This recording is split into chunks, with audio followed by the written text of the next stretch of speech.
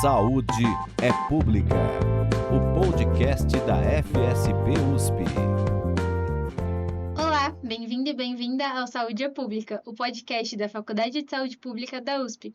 Você sabia que 75% dos idosos no Brasil dependem exclusivamente do Sistema Único de Saúde, o SUS, para ter acesso à saúde? Além disso, 70% dessa população convive com doenças crônicas. Os dados são do Estudo Longitudinal de Saúde dos Idosos Brasileiros, o ELSE Brasil, coordenado pela Universidade Federal de Minas Gerais, a UFMG, e pela Fundação Oswaldo Cruz, também do estado de Minas Gerais. Com a expectativa de vida aumentando no Brasil conforme uma tendência global, será que as políticas públicas estão acompanhando esse ritmo? O Censo Demográfico de 2022 já mostrou uma clara tendência de envelhecimento populacional. Desde 2010, a população idosa cresceu 56% e a idade média dos brasileiros chegou aos 35 anos de idade. Diante deste cenário, em dezembro de 2020, a Assembleia Geral das Nações Unidas instituiu a Década do Envelhecimento Saudável, uma iniciativa que busca promover a qualidade de vida das pessoas idosas, de suas famílias e de suas comunidades. O Guia de Cuidado para a Pessoa Idosa do Ministério da Saúde, criado em 2023 com um manual de boas práticas e conhecimento sobre os diversos temas do envelhecimento, busca preparar a sociedade para lidar com os desafios da terceira idade. Mas será que hoje, ou mesmo num futuro próximo, as famílias se encontram amparadas por um sistema de saúde e bem-estar voltado para essa população? E será que o envelhecimento saudável é possível no Brasil? Para nos aprofundarmos sobre o tema, convidamos as professoras doutoras Helena Watanabe e Marília Louvisan, aqui da Faculdade de Saúde Pública da USP. Além da professora Ieda Oliveira Duarte, docente associada da Escola de Enfermagem da USP e coordenadora do Estudo Saúde, Bem-Estar e Envelhecimento, o SAB, grandes especialistas na temática. Sejam bem-vindas, obrigada por aceitarem o nosso convite. Eu gostaria que vocês fizessem uma breve apresentação falando das suas áreas de atuação com o envelhecimento. Eu sou Helena Watanabe, eu sou docente aqui do Departamento de Política, Gestão e Saúde, sou enfermeira e venho trabalhando com o tema do envelhecimento desde 2000, principalmente nos cuidados de longa duração. Eu sou Marília Louvisan, sou professora no Departamento de Política, Gestão e Saúde, aqui da Faculdade de Saúde Pública da USP, sou médica sanitarista, trabalho há muito tempo com políticas públicas e com a gestão do SUS e nos últimos 25 anos também, desde 2000, estudando junto inicialmente com o SAB e estudando o tema do envelhecimento e o seu impacto, sua relação com sistemas de saúde. Eu sou Ieda Duarte, sou enfermeira de formação, sou da Escola de Enfermagem da USP, atualmente sou diretora do Departamento de Enfermagem do Hospital Universitário. E coordeno o Estudo SAB, que a Yasmin colocou, Saúde, Bem-Estar e Envelhecimento, que este ano faz 25 anos. É o estudo longitudinal sobre envelhecimento mais longo que temos no Brasil e que consegue trazer muitas e muitas informações sobre a população idosa, principalmente a população idosa aqui do município de São Paulo, que é o maior índice absoluto de idosos do país. O envelhecimento populacional está ligado às melhorias das condições de vida nas últimas décadas. Mas para a realidade de muitos idosos, isso parece muito contraditório, já que muitos não possuem condições socioeconômicas para acessar os serviços de saúde e de lazer, ou mesmo para manter uma alimentação adequada, exercícios físicos e cuidados preventivos. Professora Ieda, como lidar com esse cenário? Na verdade, Yasmin, acho que talvez uma primeira coisa que a gente precisa colocar é que o envelhecimento não é uma coisa nova. Por isso é envelhecimento, mas ele não é uma coisa nova. O mundo envelhece há muito tempo. O que talvez seja novo é que na nossa realidade, o Brasil envelheceu muito mais rápido do que os outros países. Então, quando você olha países que são chamados ainda hoje de primeiro mundo, a população demorou 100, 200 anos para envelhecer.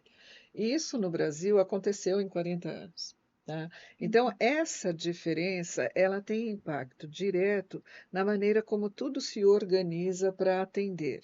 Então, por exemplo, quando você fala a Europa lida melhor com o envelhecimento, sim e não.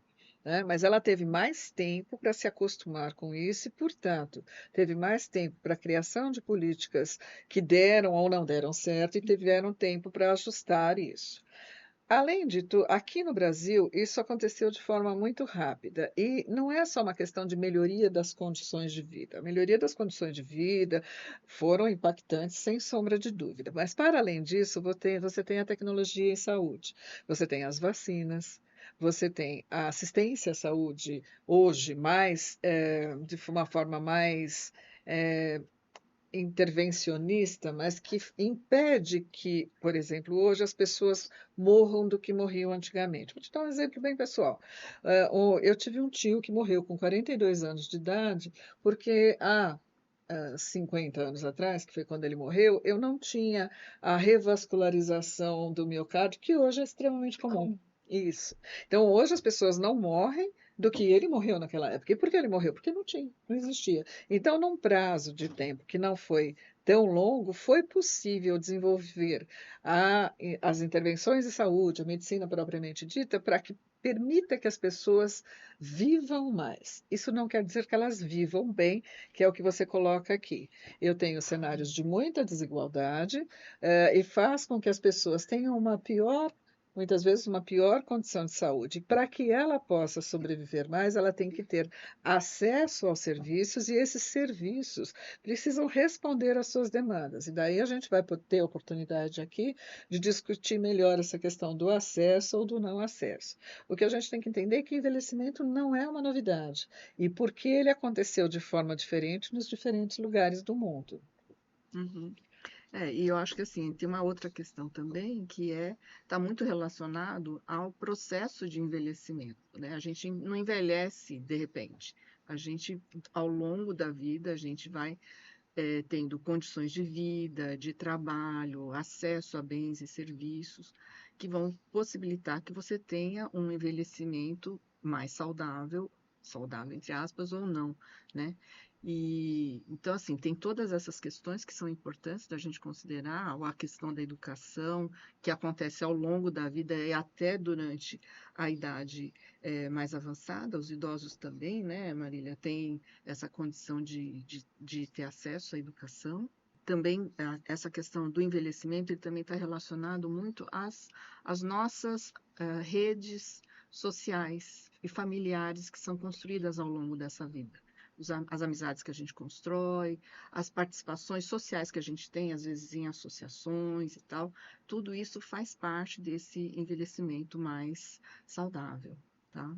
E, professoras, o que seria, na prática, esse envelhecimento saudável que vocês colocam? Eu acho que está muito relacionado com a possibilidade da gente poder tomar decisões sobre a nossa vida, né, de forma autônoma, tanto para nós quanto para a nossa comunidade, tá? E da gente ter condições de ter essas nossas decisões respeitadas, tá? Muitas vezes no envelhecimento a gente pode vir a adquirir alguma dependência, mas a autonomia, quer dizer, a questão do autogoverno é uma das coisas muito importantes, né? De tomar decisão. Eu posso estar dependente numa cama, mas eu decido que hora que eu quero tomar banho, como é que eu quero tomar esse banho, né? Isso aí tem que ser respeitado, tá? Questão do acesso, da gente ter um ambiente mais seguro, né? A gente está falando de segurança alimentar, de segurança contra a violência, num ambiente sustentável, tá certo? Então, são todas essas condições que são necessárias para que a gente envelheça de forma saudável. Às vezes, quando a gente fala saudável, as pessoas entendem como ausência de doenças. Isso. Então, eu sou saudável se eu não tiver nenhuma doença. Isso dificilmente vai acontecer com a maioria da população idosa, e principalmente quanto mais longeva ela for. Então, não é incomum, ao contrário, é bastante frequente que as pessoas, conforme envelheçam, elas possam apresentar com doenças e condições crônicas. É comum que eles tenham a primeira doença mais prevalente dos idosos é a hipertensão. Além disso, eles podem ter diabetes, podem ter doença cardíaca. Uma boa parcela, significativa parcela da população idosa vai ter problemas osteoarticulares, etc. O fato de ele ter uma ou mais doenças ao mesmo tempo, né, que a gente chama de multimorbidades, quando ele tem duas ou mais, faz dele um indivíduo doente. Essa foi a discussão quando se criou a década do envelhecimento saudável, uma das discussões. Não, eu não sou doente porque tenho doenças.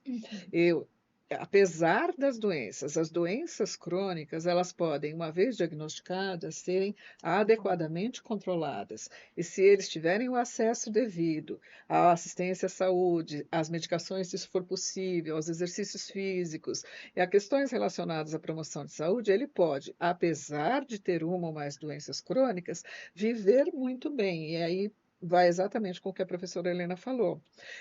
O que impacta no envelhecimento, entre aspas, saudável, é quão independente e autônomo ele vem a ser. Agora, ele pode não ser completamente independente, mas desde que as suas condições cognitivas permitam, ele deve permanecer autônomo por o maior tempo da vida, ou seja, decidir por ele mesmo o que é que ele quer que seja feito da vida dele. E nesse sentido, né, por isso que a gente fala que a gente quer viver mais e melhor, né? Mais tempo de vida sem incapacidades. Um envelhecimento saudável, né? Aquele que você consegue ter autonomia, independência, que é o que todo mundo fala, né? Você quer envelhecer bem, quer envelhecer sem depender dos outros, com cognição, né? Sem demência, sem uma incapacidade física que te limite para você fazer aquilo que você quer, né? E poder tomar essa decisão, né? Porque se você também consegue fazer o que quer, mas não consegue decidir, também é ruim, né? Se consegue decidir, mas não consegue ir fazer, também é ruim. Então, mobilidade, cognição, autonomia, independência. Quando a gente pensa em envelhecimento, a gente está falando de um conceito que ele é muito populacional, né? O envelhecimento da população, a sociedade que envelhece, essa sociedade que impacta, inclusive, nos sistemas, né? Públicos como um todo, nas suas demandas, ela é porque a gente também tem menos criança nascendo, né? Ela é proporcional. Então, tem mais idosos. Hoje em dia é muito mais fácil você ver uma família com vários avós, né? Pessoas adultas, mais velhas e poucas crianças. Antigamente você via aquelas famílias com várias crianças e poucos idosos. Porque houve uma transição demográfica, né? Houve uma mudança, porque estamos mais velhos, porque somos mais longevos. Então, nós vivemos mais, né? A pessoa, nosso tempo de vida cada vez é maior em função da incorporação de tecnologias, de melhores condições de vida, mas quando somos muitos, né, todos nós vivemos mais, e a sociedade, então, envelhece proporcionalmente, porque também diminui a natalidade. Então, o grande fenômeno, né, que faz e produz o envelhecimento populacional é a diminuição da natalidade. Então, em termos de políticas públicas, em termos de envelhecimento populacional, é fundamental envelhecer e viver mais e melhor, envelhecer sem incapacidade, envelhecer sem doenças que impactem o sistema de saúde, mesmo que a gente entenda que o envelhecimento ativo vai ter doenças, mas doenças que não limitem, que não incapacitem, que podem ser controladas, né, para que a gente possa ter um período menor de vida com incapacidade. Quando a gente usa os indicadores populacionais, que você vê a expectativa de vida, aumentamos a expectativa de vida. Será que a gente aumentou a expectativa de vida sem incapacidade na mesma proporção que a gente vê nos indicadores mundiais e particularmente no Brasil, que isto não é verdade, infelizmente. E como uma das questões aqui dessa discussão de hoje são as políticas públicas, é importante a gente lembrar que a Política Nacional de Saúde do Idoso, ela foi ordenada em 2006.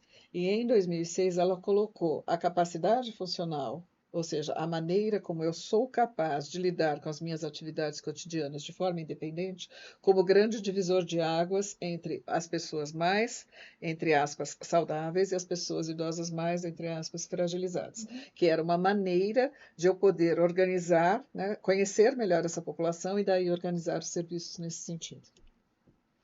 Nesse mundo de alimentos industrializados, em que até mesmo as atividades esportivas, que deveriam ser práticas saudáveis, estão comprometidas com o uso de anabolizantes, tendo em vista o envelhecimento populacional que vocês trouxeram, quais são as perspectivas dessa geração de jovens e adultos ao envelhecer? Que ações ou políticas poderiam promover um envelhecimento de fato saudável, sem, como vocês colocaram, sem incapacidade, isso, e ao mesmo tempo enfrentar as pressões sobre o sistema de saúde. Primeiro, dos resultados eu acho que o estudo SABE, SABE, que a professora Ieda coordena, né, tem mostrado que as pessoas têm chegado aos 60 anos com mais incapacidades do que as gerações anteriores, porque esse estudo ele é feito mais ou menos a cada 5 anos e vai acrescentando pessoas que acabaram de completar 60, 64 anos naquele período. E esse estudo verificou que as gerações mais novas estão chegando com mais incapacidade que as gerações anteriores, né, Isso. Eda? Essa foi uma preocupação, né? As pessoas sempre perguntavam. As pessoas estão ficando mais doentes, né? E aí nós fomos atrás do SAB para olhar isso. As doenças não, as doenças elas continuam acontecendo, algumas aumentam, outras não, por conta do próprio envelhecimento populacional. Mas o que chamou a atenção é que quando você compara, por exemplo, o SAB começou no ano 2000, então a geração de 60 a 64 anos do ano 2000, ela era muito mais independente do que a geração de 60 a 64 anos do ano de 2015, por exemplo, 15 anos depois, né? Que são gerações diferentes. Aí você fala assim, nossa, mas por quê? Aí isso tem a ver diretamente com as condições de vida das pessoas. Então, antigamente, né, nas primeiras coortes, foram pessoas que moravam na zona rural, que apesar de terem condições de vida mais precárias, eles tinham muito mais atividade por mais tempo, eles se alimentavam com alimentações mais naturais, menos alimentos processados, etc. Então, tem toda uma questão de condição de vida que, mesmo sendo para muitos mais precária, mais limitada, em termos de condição de cuidado do próprio corpo, da própria saúde, ele se mantinha muito mais ativo, menos sedentário, trabalhava por mais tempo, a cabeça estava sempre ativa até para que ele pudesse sobreviver, etc. Isso fez com que ele tivesse uma melhor condição aos 60 anos. E hoje em dia, o impacto que a gente vê de tudo isso que a gente leu, né, de alimentos industrializados, sedentarismo, etc., está impactando negativamente na qualidade do envelhecimento. A questão é, ele aos 60 ele está limitado, mas ele vai viver muito, porque a tecnologia assistiva vai permitir, ele vai chegar aos 80, aos 90, aos 100, com muita limitação. O que é que a gente faz? Quem vai cuidar dele? Eu acho que essa é uma discussão que a gente precisa ter. A questão dos cuidados de longa duração. Isso, né? que também está na década do envelhecimento saudável. Está dentro da década do envelhecimento saudável. Porque as pessoas vão precisar de cuidados muitos anos, né? Pode ser dentro de casa, com a própria família cuidando deles, né? Ou então em alguns serviços, como por exemplo os centros de idoso, né? E também as instituições de longa permanência para idosos, as residências, né? Para pessoas idosas que têm mais dependência. Que são poucas ainda no nosso país, a gente não tem muita ideia direito quantas são, né? Mas com esse crescimento populacional dessa faixa etária idosa e a diminuição do tamanho da família, né, a gente tem cada vez menos cuidadores disponíveis. E também hoje está todo mundo trabalhando, as famílias estão pequenas, quem vai cuidar de nós quando envelhecermos, né? Isso é uma outra questão que a gente deve de considerar. Só que a política brasileira, né, na Constituição, diz que quem tem que cuidar é a família, a sociedade e o Estado. Mas sempre quem é cobrado é a família. E essa cobrança, ela é inclusive judicial. Tá? Se a família, se o idoso for considerado como tendo cuidado negligenciado e o colocando em risco, a família é criminalizada. E isso não acontece com o Estado, por exemplo, quando não tem um serviço, não oferece um serviço para assistir. Então, essa questão familista, né, que a gente chama, essa questão de familismo no cuidado, ela é algo que precisa também ser revisto. Porque não é que as famílias não cuidam porque não querem, muitas vezes elas não cuidam porque não conseguem, ou porque não tem família para cuidar. Não sabem como cuidar também. Exatamente, não sabem como cuidar. Então, essas são questões muito significativas em uma população que envelhece. E os desafios são muito grandes, né? Quando a gente fala que houve tantas transformações na sociedade e o modo como a gente tem vivido é um modo mais adoecedor, né?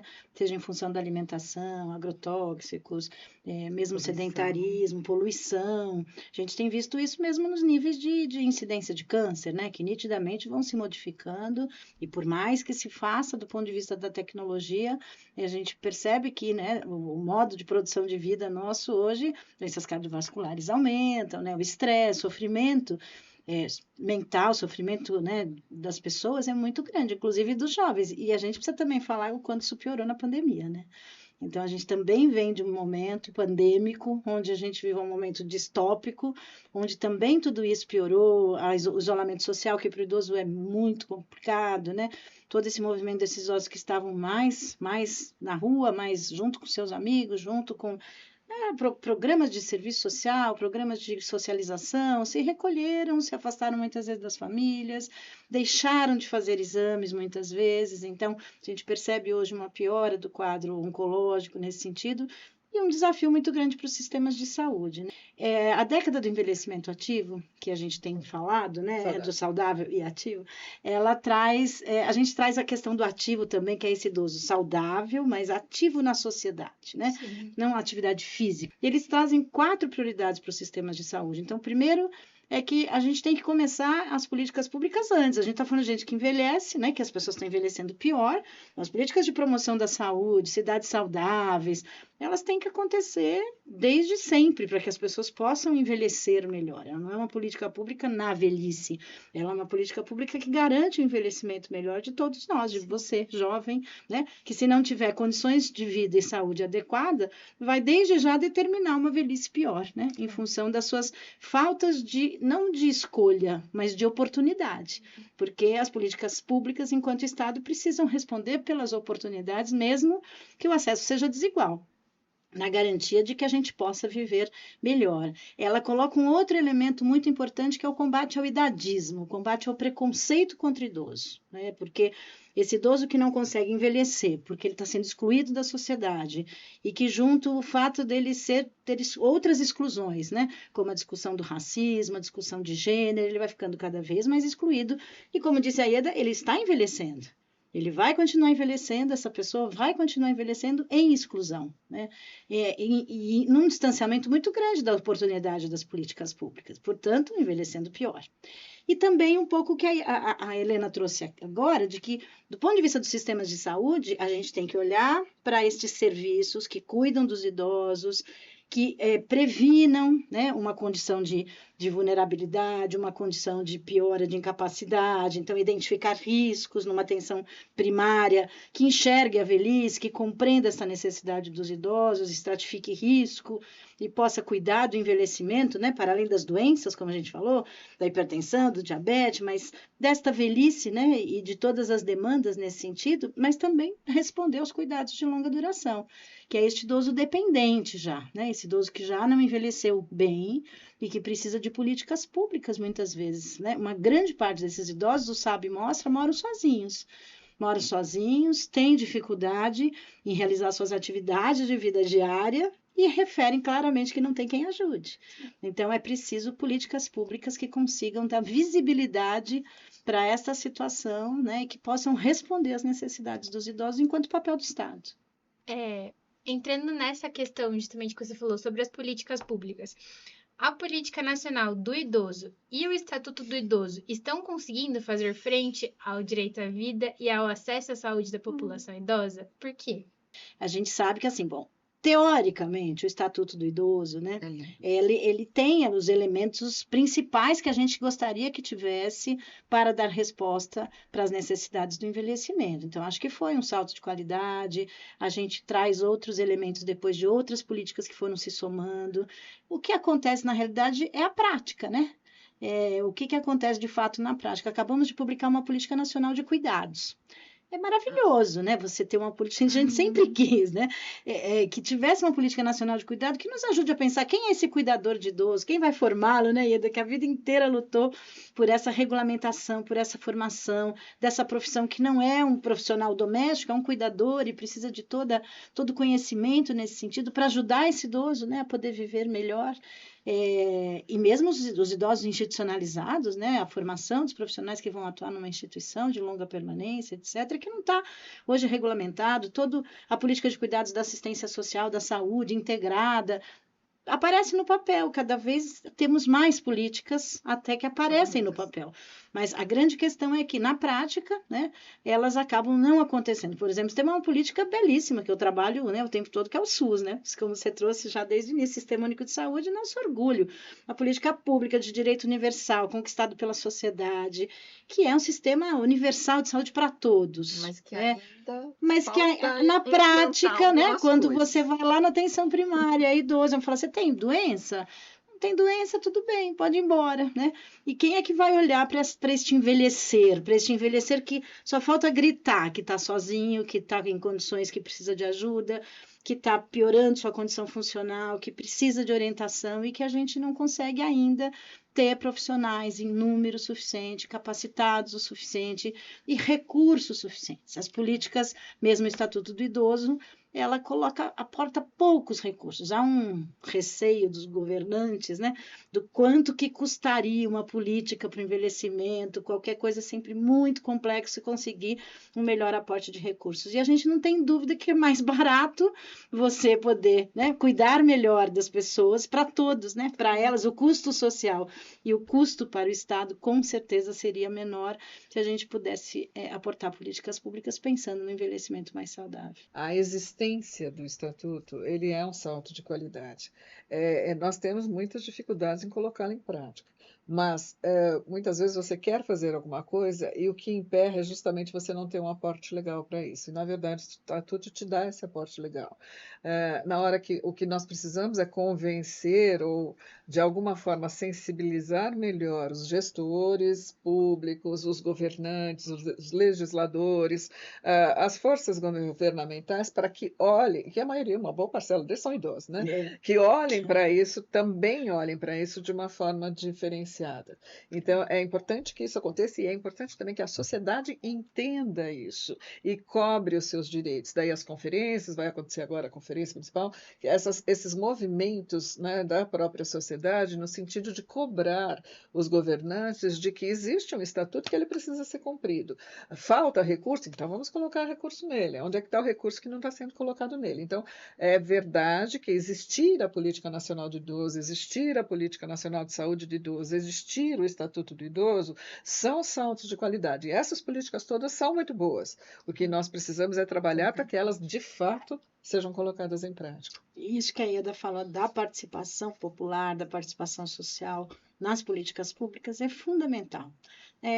Tem que vigiar o tempo todo, tem que lutar, nada é de graça, nada é dado, e ela reverte, né? Ela piora se você não tem políticos que se preocupam com isso, que não reconhecem a sua própria velhice, inclusive, para pensar, né, da importância, quer dizer, todo mundo fala isso, né? Temos aí agora recentemente os dados do censo, todo mundo olha para o censo e fala, nossa, nós envelhecemos, precisamos pensar em políticas para o envelhecimento, né? O sistema de saúde precisa que o envelhecimento seja cuidado e pensado para que ele não impacte, né, exageradamente nas suas demandas, mas, de fato, a gente avança muito lentamente. Seja na formação dos profissionais, os profissionais ainda são formados, né? Como diz nosso querido Kalash aí, que sempre nos ampara na discussão das políticas públicas, para o envelhecimento, formamos ainda os profissionais para cuidar de criancinhas e mulheres grávidas, que não aparecem na mesma frequência que os idosos nos serviços de saúde. Então, precisamos formar esses profissionais, precisamos mudar o paradigma, né, dessas políticas públicas, mas se a população, se a participação não acontecer, não adianta achar que os governos vão olhar para o Estado, encontrar a lei, colocar dinheiro, fazer funcionar, porque as políticas públicas são movimentadas nessa relação Estado, sociedade, mercado, lembrando que tem um mercado atravessando tudo isso que lhe interessa, às vezes coisas que não são exatamente o que interessa aos cidadãos, e os idosos precisam estar nessa luta, né? Como a gente tem dito, nada para nós sem nós, né? A gente, idoso, hoje eu já me coloco neste lugar com muito orgulho, né? Queremos brigar e discutir que a gente precisa ampliar essas políticas, a gente precisa estar presente, né? Os cuidadores de idosos, vários profissionais que defendem, inclusive, os idosos institucionalizados e suas políticas, né? Os idosos a serem atendidos no SUS, e mesmo pensando nas políticas mais amplas, né? Turismo, educação, comunicação, né? E várias políticas que precisariam, habitação, que precisariam se interrelacionar para que as pessoas pudessem viver de fato mais e melhor. Sim. Na opinião de vocês, de que forma os gestores podem intervir de uma forma mais efetiva para que as diferenças sociais não impeçam o acesso à saúde e uma melhor qualidade de vida para uma pessoa idosa? Olha, o acesso no SUS é a grande alma do SUS, né? A gente fala acesso, lógico que precisa ter qualidade, não é acesso para qualquer coisa, mas o acesso é o que hoje a gente mais pensa, estuda, e é o que mais a população reclama, né? Então, quando você pensa na população hoje que a gente discute, por exemplo, o acesso à atenção especializada, as filas de espera para exames, procedimentos, a maior parte das pessoas nessas filas são idosos, né? Para atenção oncológica, para cirurgia eletiva. Então, o SUS hoje vem enfrentando, né, de várias formas, neste momento organizando a atenção especializada.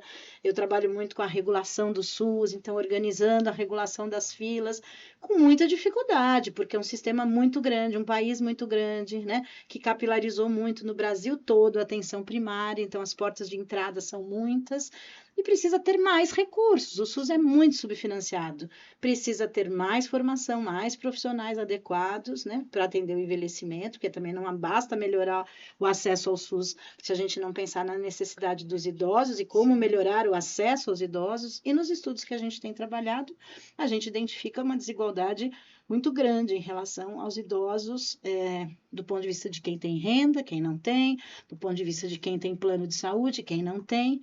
E não preciso dizer que, a princípio, usar serviços de saúde deveria ser em função da necessidade. Se isto for em função da sua renda, em função de quem você é, onde você mora, tem alguma coisa errada. E isto é uma falta de acesso. Este acesso é desigual. Quem pode responder por isso é o Estado e suas políticas de Estado, né? E o SUS é uma delas, uma das grandes políticas de redução de desigualdades na garantia de acesso, e ele precisa se organizar para isso. Como? Secretários municipais agora chegando, novos. Eu espero que todos os municípios desse país estejam pensando na política local de envelhecimento, pensando na melhoria do acesso, identificando com esses idosos quais são as barreiras do acesso, para tentar melhorar. Aqui na população ribeirinha vai ser uma solução, na população metropolitana talvez seja outra, mas que é preciso organizar as políticas. São Paulo, por exemplo, é uma experiência interessante. Ele tem políticas locais, né, de acompanhamento de idosos e de referências, por exemplo, especializadas, mesmo sem um financiamento nacional, porque essas políticas também, do ponto de vista do governo nacional, ainda não estão regulamentadas, o que precisaria acontecer, porque os municípios têm a gente tem um país com um sistema do SUS interfederativo, né? Então acontece no município, mas depende da organização e do financiamento dos estados e também depende da organização e financiamento nacional, do Ministério da Saúde. Então, todas essas esferas precisariam se harmonizar e ter o envelhecimento como uma lente, né, objetivo. E eu acho que também a gente tem outras políticas também, de assistência social, por exemplo, né? Tem o benefício de prestação continuada, que o idoso que tem uma renda baixa, ele pode receber do Sistema Único de Assistência Social, né? O SUAS, né? O SUAS é uma forma de você ter uma melhora da renda da família, é muito pouco, é um salário mínimo, né? Mas é uma forma de você também ter. E eu acho que assim, a gente teria que ter outras políticas, por exemplo, também que garantissem acesso à alimentação, né? À educação, são outras coisas também que a gente deveria de ter que poderiam melhorar a saúde, né, das pessoas, não só os idosos, né, mas de toda a população. De alguma maneira, muitas pessoas entendem que o acesso à saúde é um sinônimo do acesso a medicamentos, e em muitos casos isso não é verdadeiro. Porém, como tratar o grave problema da medicação sem orientação ou mesmo da interação de medicamentos que coloca a vida de muitos idosos em risco? A falta de uma melhor atuação dos profissionais de saúde nessa área, por exemplo? A questão é assim, né? O idoso que tem uma doença crônica, na maioria das vezes, ele entende que o controle da doença crônica será feito única e exclusivamente pelo uso de medicamento, quando não é verdade. Então, se eu tenho um diabetes, por exemplo, eu vou controlar uma parte com medicamento, mas vou controlar com mudança de alimentação, com mudança do meu estilo de vida, e uma série de outras medidas que são importantes para que ele tenha a doença diabetes controlada. A mesma coisa acontece com os hipertensos, que é a doença mais prevalente na população idosa desse país. Então, não é só uma questão de uso de medicação. Mas existe esse entendimento das pessoas. você tem uma pequena diferença quando as pessoas acessam o serviço público e acessam a saúde suplementar. Então, por exemplo, se você tem um convênio de saúde, você está com, sei lá, dor na perna, você não agenda um clínico, você agenda um ortopedista. Se você está com dor de cabeça, você agenda um neurologista. E assim vai. Né? Se você acha que tem a pressão alta, você agenda um cardiologista. Né? E daí você vai nos diferentes especialistas e muitas vezes esses especialistas não conversam entre si e também não perguntam, né, o que o idoso toma. Então, muitas vezes o que acontece? Ele acaba tendo uma sacola de medicamentos e muitas vezes até repetidos. Tá? E se você não tiver um gerenciamento desses medicamentos, de entender o que o idoso está tomando, etc., às vezes eles podem não ser efetivos. Então, dependendo da medicação que a pessoa idosa usa, né, da associação dos medicamentos que ele usa, a associação em si, quando fala de interação medicamentosa, a associação em si pode ter um efeito danoso ao idoso, ou eles podem, pior que isso, competir entre eles, que é outra coisa que a gente chama de competição terapêutica. Então, para ele fazer efeito, ele acaba anulando ou diminuindo o efeito do outro. Então, a pessoa acaba não tendo a resposta satisfatória ao medicamento e aí ela vai procurar outro medicamento. Tanto que hoje em dia, uma das prerrogativas da melhor assistência ao idoso é o que a gente chama de desprescrição. Né? Então, o que é? Eu tenho que entender o que ele toma, para que ele toma, em que momento isso foi prescrito, e aí vale o que foi prescrito por um profissional de saúde, o que ele viu na televisão e comprou, o que o vizinho indicou, né? Porque tem esse pool. Né? Compartilham os medicamentos um empresta para o outro, fez bem para mim, toma, essa coisa. Isso é comum, tá? Mas a gente precisa entender esse conjunto de medicações que ele toma e entender o que pode ser retirado para que ele fique exatamente com aquilo que ele realmente precisa e que realmente vai ser bom para ele. Então, essa política de desprescrição, ela é alguma coisa que tem sido muito discutida atualmente. É claro que para isso eu preciso de profissionais melhor treinados, eu preciso de farmacêuticos clínicos que já têm sido colocados em alguns serviços de saúde, etc., que vão ajudar a entender essa lógica. O que as pessoas idosas precisam entender é que não é o medicamento que vai resolver tudo. O medicamento para uma pessoa idosa, ele pode fazer mais mal do que bem.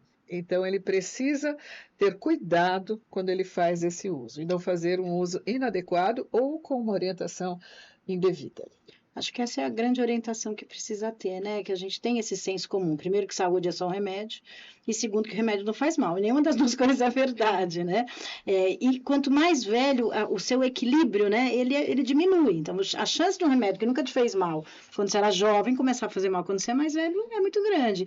E hoje em dia também, com essa hipermedicação, né? Você sai sempre com aquela receita que já tem um remédio para tratar do efeito colateral desse, depois do efeito colateral do outro, com uma naturalização muito grande, né? Do que antigamente, por exemplo, a gente tinha. Como se os remédios tivessem se modernizado e não fizessem mais mal, o que não é verdade. Então, acho que as pessoas precisam saber disso, não se automedicar, não usar o remédio do vizinho, não usar a caixinha que não acabou. E, como a gente fala, às vezes precisa de um médico que junte tudo, né? Como a Ieda falou. E esse médico que junte tudo e que, inclusive, tire todos os remédios, que é a melhor coisa que um geriatra pode fazer, como a gente diz, né? Tira tudo para depois ver o que precisa mesmo. Porque tem o remédio da tontura, o que corta o efeito colateral do remédio da tontura, o remédio da dor, o outro do estômago. E aí fica uma quantidade muito grande que, às vezes, começa a ter mesmo efeitos que você já não sabe mais se é do próprio idoso ou se é do medicamento. Então, poder ter esse profissional, a atenção básica tem uma grande vantagem, né, Ieda? Porque, para além do especialista, que a gente não tem tantos, nem formados no Brasil, tampouco em todos os territórios do Brasil, e também não tem no setor público uma grande quantidade da incorporação desse profissional, mas nós temos um médico de família. Médico de família, se bem capacitado, ele pode ser esse gestor do cuidado do idoso, que está no território, mas ele precisa ter, claro, uma política, né, de tratar, por exemplo, o que a gente chama de polifarmácia, mais do que 5 medicamentos para idoso, é chamado de polifarmácia. Os idosos que você cuida na sua unidade básica, quanto por cento tem polifarmácia? Todos eles você está lá tentando cuidar disto, né? Tem uma listinha de medicamentos que tem interação. Se você usar esses dois juntos, vai dar ruim. Aumenta a queda, vai aumentar a tontura, um vai tirar o efeito do outro. Tem uma lista. E tem uma lista de medicações que os idosos não devem tomar. Não devem de jeito, são proscritos. Bota a listinha na mesa, né? Tem um autor conhecido que chama Beer, lá da cerveja, né? Fala, põe a cerveja na mesa, né? Gruda lá, dá um jeito de capacitar esses profissionais. Então, uma prioridade, junto com a assistência farmacêutica dos municípios, que trabalha com a clínica também, vamos olhar para isso. Quantos são esses idosos? Como é que os clínicos, o médico de família pode ajudar nisso? Tem um outro grande elemento que não tem a ver com a polifarmácia, mas que a gente sempre fala, vamos começar por aí, cuida da polifarmácia e cuida das quedas, né? A atenção primária precisa olhar, se ela conseguir olhar para essas duas coisas inicialmente, e depois fazer uma bela avaliação multifuncional, identificar outros riscos, seria ótimo. Mas o risco de quedas é muito grande, é possível você identificar que tem lá o tapetinho, que vai ter que orientar a tirar, que esse idoso anda de chinelo para lá e para cá, e que uma hora ele vai cair, né?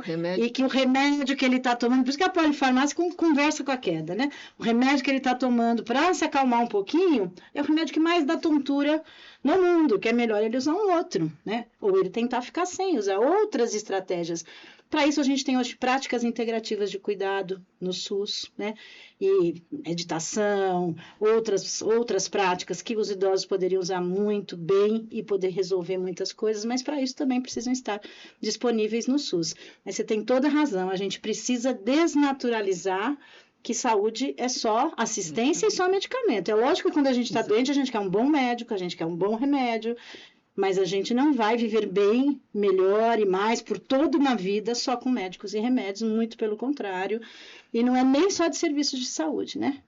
Para viver mais e melhor, precisamos ser felizes acima de tudo. E eu acho que também a gente tem que ter incorporação de vários profissionais nos serviços de saúde, né? Por exemplo, que não são médicos, né? Educador físico. Com certeza. Né? Ter assistência farmacêutica, que alguns serviços psicólogo, têm, né? psicólogo, né? São outros profissionais que são importantes quando a gente pensa na promoção da saúde. As equipes multiprofissionais, né? Claro. E só uma coisa para a gente estar terminando, para a gente não esquecer, a gente está falando muito aqui da assistência à saúde, mas tem uma questão que é fundamental no envelhecimento, que já se mostrou a questão mais importante para você alcançar as idades mais longevas, melhor, que é mantenha uma rede de suporte social ativa. Em outras palavras, tenha amigos. Os seus amigos podem morrer. Você é idoso, isso acontece. Muitas vezes os seus amigos, a gente vai envelhecendo, muitos de seus amigos vão adoecendo, incapacitando, perdendo contato ou morrendo. Faça novos amigos. É o que faz a absoluta diferença em você envelhecer com melhor qualidade de vida. Isso já está provado em vários estudos, num grande estudo que foi feito em Harvard, 75 anos de acompanhamento da população idosa. É isso que de verdade faz diferença. E acho que tem uma outra questão que é muito importante para a pessoa idosa, é ter propósito de vida. Sim. Né? Ele tem que ter um propósito. Saber porque está acordando todo dia, né, Helena? Isso. E o propósito não precisa ser uma grande questão. Às vezes eu quero que a minha plantinha... Isso. Eu quero que o meu bichinho fique bem cuidado. Não importa qual é o propósito, mas tem algum. Né? Aprender alguma coisa, Isso. fazer o que gosta. Isso. Nos inquéritos, a gente tem aquela pergunta, né, Ieda, assim, você tem 5 pessoas que você pode contar quando você precisar? Se não tiver, achando essas 5 que é bem bom. Na verdade, ultimamente, está perguntando se tem outro. Se ele tem outro. Tem um monte de gente que diz que não tem, infelizmente. Não tem ninguém. Né? Isso. Familiar ou não familiar, amigo. E isso não vale só, acho que essa é uma coisa também importante, não vale só para a população idosa. Então, é uma preocupação com a população mais jovem, de que maneira ela vai envelhecer. Considerando que a gente sabe que o que faz diferença é de verdade você ter suporte social na velhice. Eu queria muito agradecer você por essa conversa, foi ótima. E eu queria abrir um espaço aqui para comentários finais ou observações, alguma coisa que a gente não tenha comentado, que vocês estejam pensando. Eu queria agradecer o convite, a oportunidade de estar aqui e desse tema ser um tema que a gente possa bater um papo, conversar. tanto para o interesse da sociedade como um todo, como para os profissionais de saúde e como para os pesquisadores, alunos, comunidade da Faculdade de Saúde Pública, né, que estuda esse tema, que pensa esse tema ou que envelhece, né, e se preocupa nesse sentido de a gente poder contribuir com um melhor envelhecimento para todos, com um envelhecimento saudável e ativo para toda a população. Acho que fica esse recado mesmo da gente poder pensar, né, que sempre é tempo, né, nunca é tarde para que a gente possa tomar decisões melhores para a nossa velhice. E são as escolhas possíveis. E que o Estado possa, né, garantir, junto com a sociedade brasileira, políticas públicas que nos ajudam na dificuldade de cada um a ter melhores oportunidades. Obrigada. Eu queria agradecer também a oportunidade de estar aqui com duas amigas de longa data, né, discutindo e conversando sobre o envelhecimento, as políticas públicas e o envelhecimento saudável, né? Acho que é isso, e também a gente pensar em como podemos ajudar a nossa sociedade a envelhecer melhor daqui para frente. É um prazer estar aqui hoje conversando com vocês, conversando sobre um tema que a gente trabalha a vida inteira, né? E eu só queria lembrar que a velhice não é alguma coisa que vai atingir a vida de vocês amanhã, né? A velhice é alguma coisa que acontece todos os dias, tá? Amanhã você será mais velho do que você é hoje. E este processo, essa construção que a gente está querendo fazer, não é para os velhos, não é para nós que já somos velhos, é para toda uma sociedade que envelhece.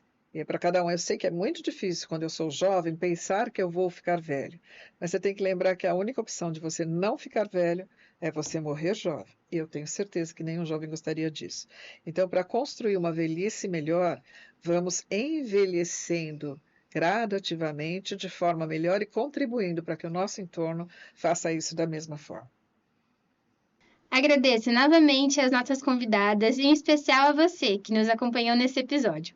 Quer participar do Saúde é Pública? Envie sua pauta para o nosso e-mail, imprensa.fsp.usp.br.